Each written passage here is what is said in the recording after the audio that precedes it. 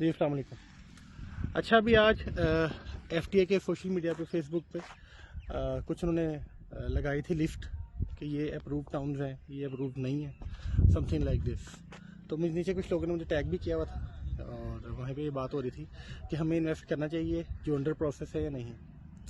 तो मैंने वहाँ पे भी आंसर दिया था। मैं चाह रहा हूँ इस वीडियो में भी मैं थोड़ा सा ना उसके बारे में, ताकि कन्फ्यूजन जो है सबकी दूर हो जाए।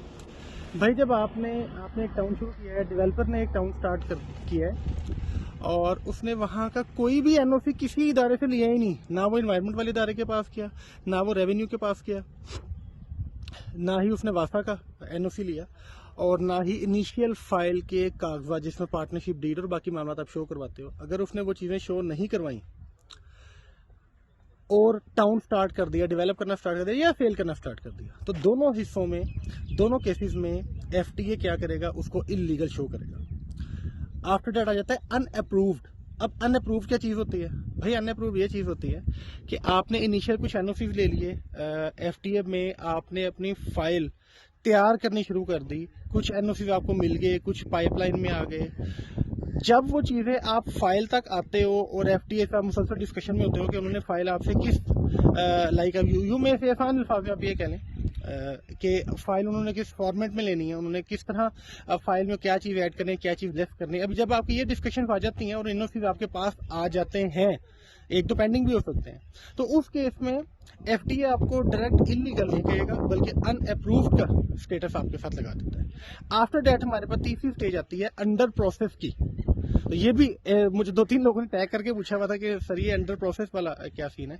अंडर प्रोसेस ये सीन होता है जब आप इनिशियल एनओसी अपने 100% ले लेते हो मुतलका इदारों से और एफटीए के फॉर्मेट के मुताबिक अपनी फाइल सबमिट करवा देते हो एलओपी के साथ। एलओपी से मुराद लेआउट प्लान है, जिसे हम आसान अल्फाज में मैप, नक्शा कहते हैं। जब आप उस नक्शे को जमा करवा देते हो और वो एफडीए आपके उस मैप को और आपकी उस फाइल को एक्सेप्ट कर लेता है फर्दर कंसल्टेशन के लिए या फर्दर मामलात को चलाने के लिए, तो वो आपका स्टेटस शो करता है which is called under process. इन सब चीज़ों के बाद इस लास्ट स्टेज एक आती है, वो हमारी फाइनल सैंक्शन की स्टेज है। लेकिन उसके पहले भी एक छोटा सा मरहला आप कह सकते हैं उस स्टेज में आता है, जिसे हम कहते हैं एलओपी अप्रूवल, यानी कि आपकी पिछली चीज़ें अप्रूवल हो गई, जो आपने मैप और बाकी सब चीज़ें जमा करवाई थी वो आपकी टोटल अप्रूव हो चुकी हैं, तो आपको एलओपी मिल जाता है, जिसे हम लेआउट प्लान कहते हैं कि, और बड़ा सारा लिखा होता है एफडी अप्रूव्ड और छोटा सा लिखा होता है एलओपी।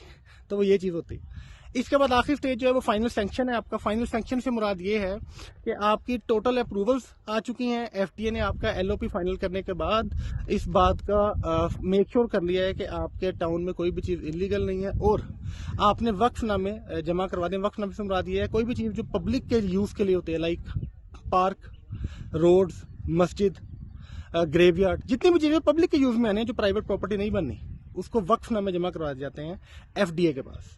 जब आप वो एफडीए जमा करवा देते हो और उसके अगेंस्ट आपको तथीमे मिलते हैं, और तथीमे वो एग्जैक्ट नंबर होता है जो आपके प्लाट को लगता है। जब ये चीज़ें हो जाती हैं तो हम कहते हैं अब इस टाउन की फाइनल अप्रूवल हो गई है। और जब हम ये कहें फाइनल अप्रूवल हो गई है या ये कहें फाइनल सैंक्शन हो गई है, तो इन दोनों से मुराद यही होता है। आई होप कि ये वीडियो काफ़ी बहुत सारे लोगों के लिए फ़ायदेमंद रही होगी।